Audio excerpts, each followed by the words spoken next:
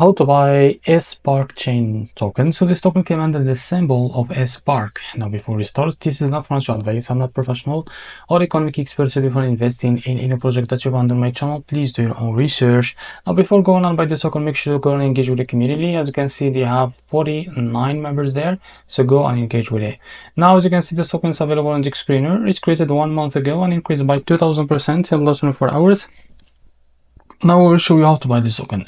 Now click here to copy the token address and open your funds wallet for that. Click here on swap and make sure that you have enough Solana on your wallet. Now click here and paste token address in the search bar. So as you can see, this is how to click on it. Now here you can type how much you want to buy.